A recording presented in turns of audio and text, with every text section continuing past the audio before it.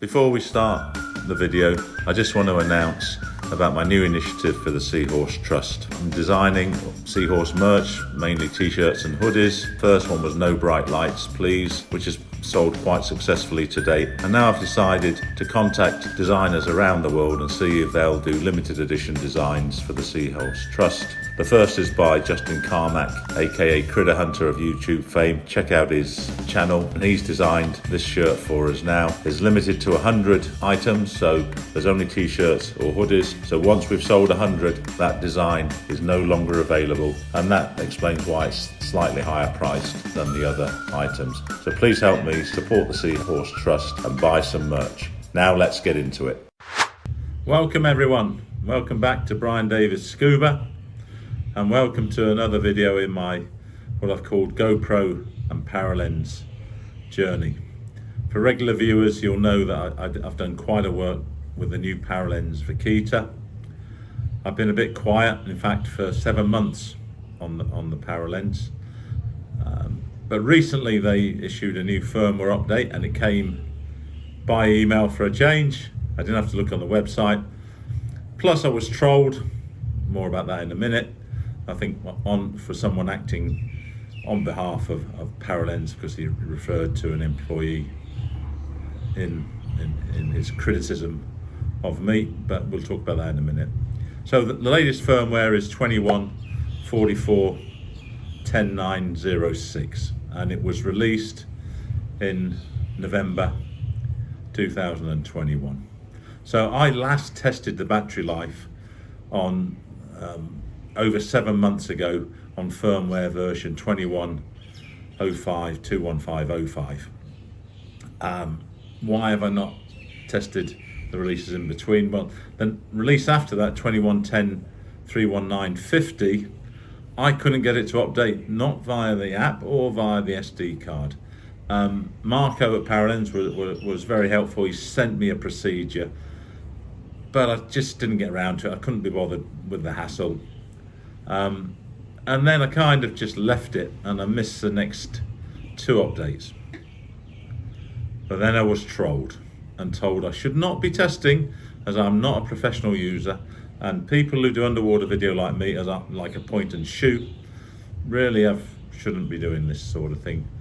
I make these videos for people like me, for people who want to buy something like the Vaquita or a GoPro, not mess around with learning everything, all this and all that, just going in the water and using it,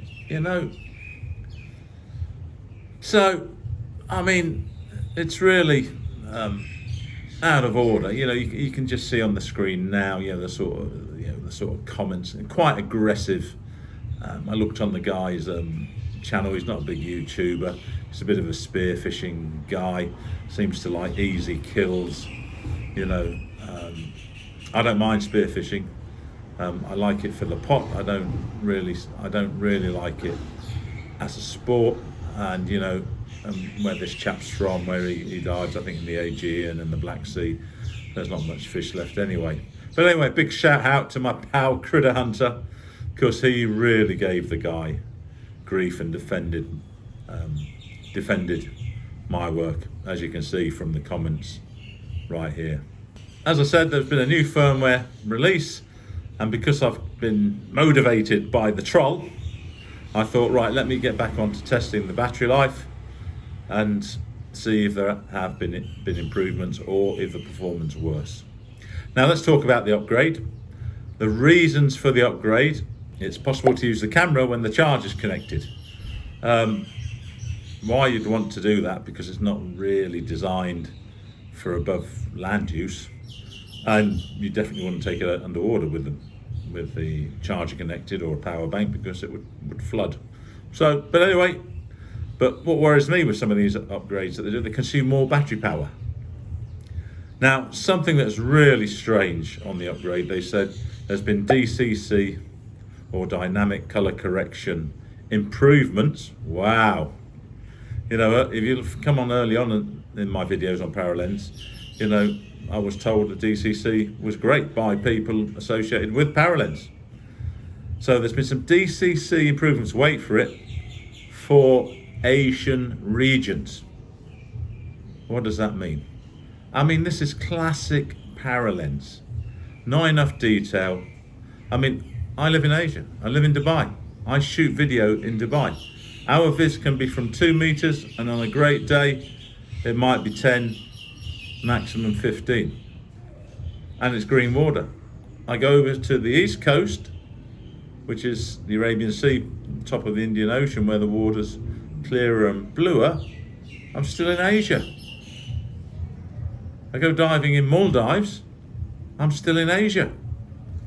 I go diving in Indonesia or Thailand, I'm still in Asia.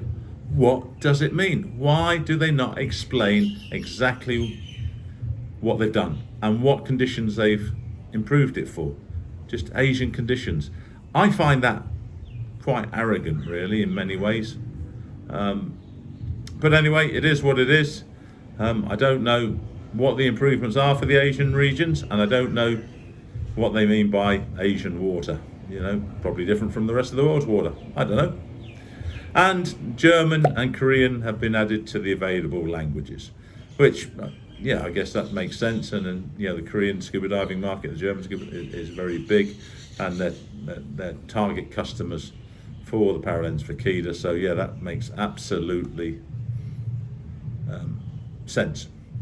One thing I have noticed, Paralenz have stopped, and correct me if I'm wrong, if anyone can send me a link, I'll apologise profusely, but from what I can see, Paralenz, with regard to the Vaquita, have stopped telling us officially via the web, manuals, operating manuals. That's another peeve of mine. I'll talk about that in a minute, operating manuals. They seem not to put anything out there. Remember back in the day, before they had the 720 resolution, 3 hours plus. That was not true, people. We all know that now. So anyway, I'm back doing battery tests. I think this is the last time that I will actually use my dunk it in the dock procedure, because it does take a lot of time. I'm not getting a lot of good footage. I thought, well, I'll kill 2 birds with 1 stone, get some fish to come in. I've not given up. I have ordered an automatic fish feeder, which I'll put on my pole and see if that works, and if it does, I'll continue in the dock. But I'll probably continue using a little fish tank there. I can do it, you know, easily. It does take time to do these battery tests, and I did have to repeat a lot of battery tests this time because there's an error in the log, and I had to repeat a lot of tests because I thought I had got it wrong when the log was wrong. It drove me nuts, and it cost me 3 extra days on testing because I can only do 1 test a day. Let's come back to the operating manual. They never update it.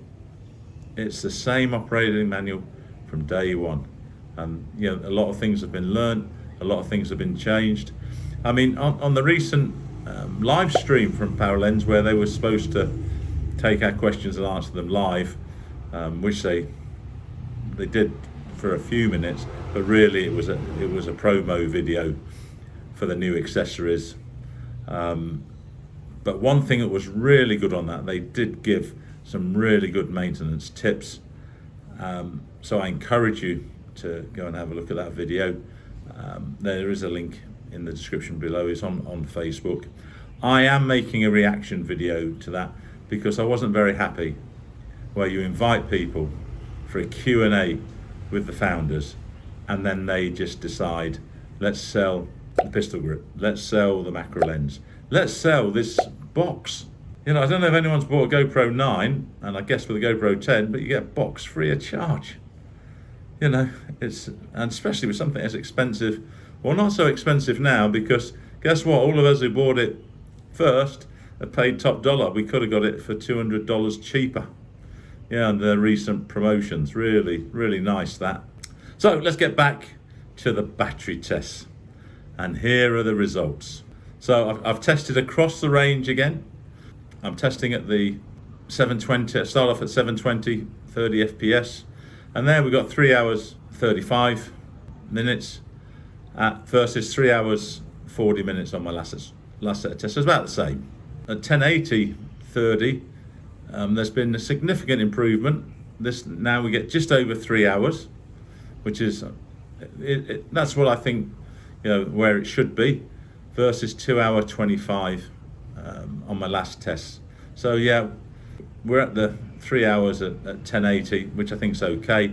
I mean, Paralenz did mislead people slightly in kind of linking 4K with 3 hours, but now I know what I know, and comments from people, I know that was really never realistic.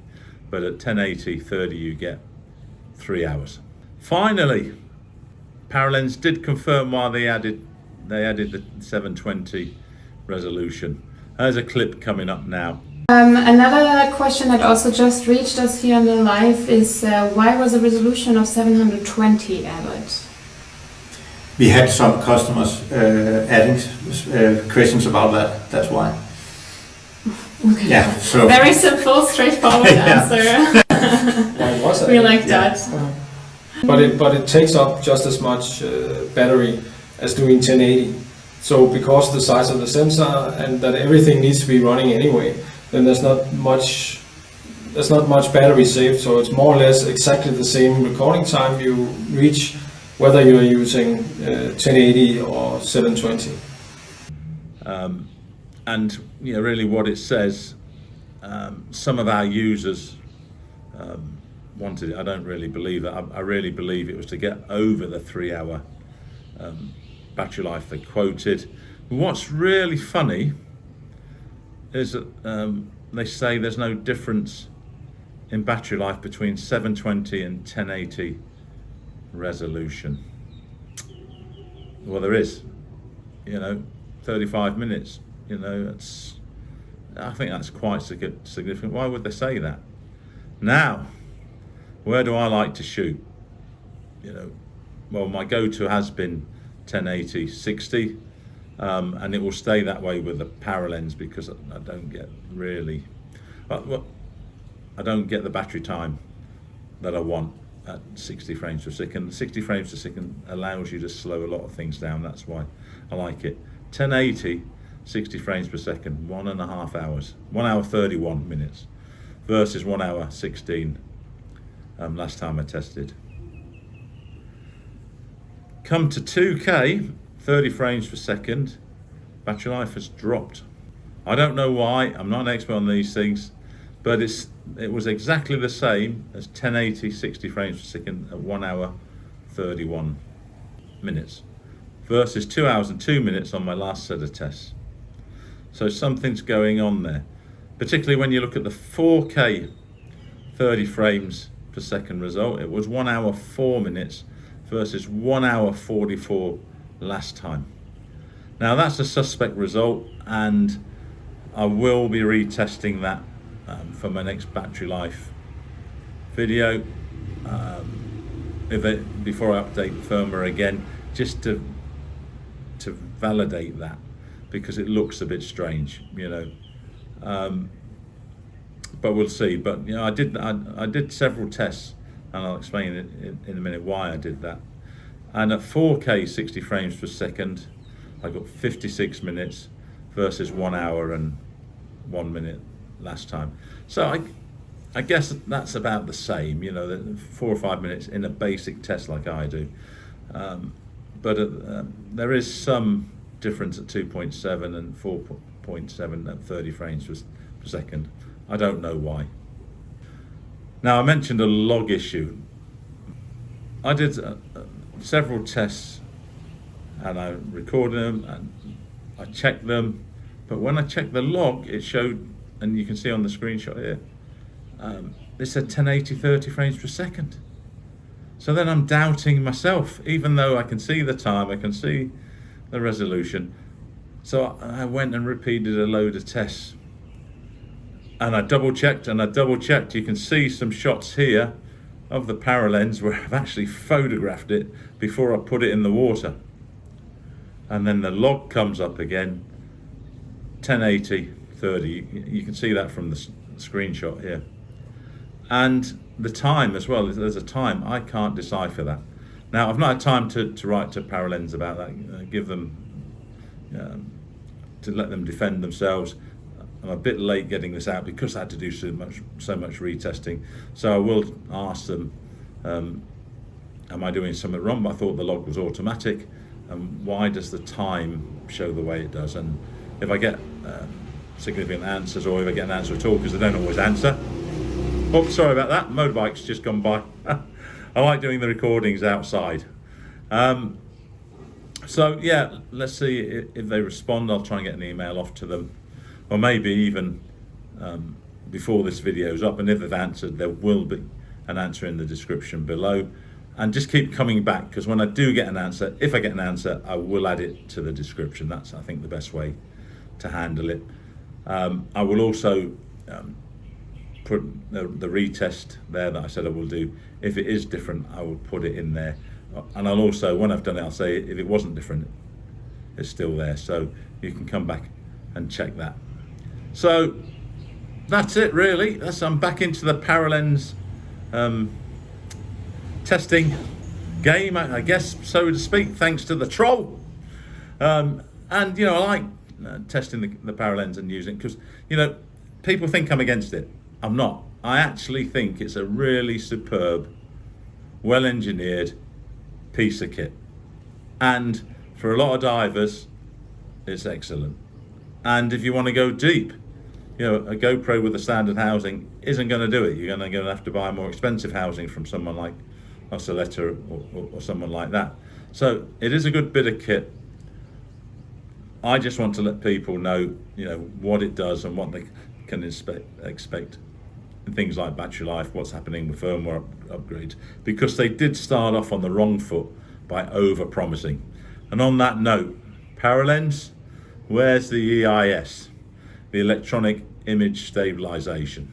Again, if you watch the Facebook video, guess what? They'd subcontracted that to the chip manufacturer. Come on. And he couldn't do it, or they couldn't do it. And now they've employed someone to do it. And you know, they never apologize for stuff. You know, it says printed on the lens, EIS. I mean, come on, Paralenz. You know, own up. You know, speak to your customers more. Let us know when it's coming, or you know, give some sort of compensation for not having EIS. It's fundamental for an underwater camera. And on that rant, I'll say goodbye. Thanks for watching. See you next time. You know the drill. Please, as YouTubers, we love it. Hit the subscribe and the like button. If you haven't liked it, or you're a Paralenz troll, give it a big thumbs down. See you next time.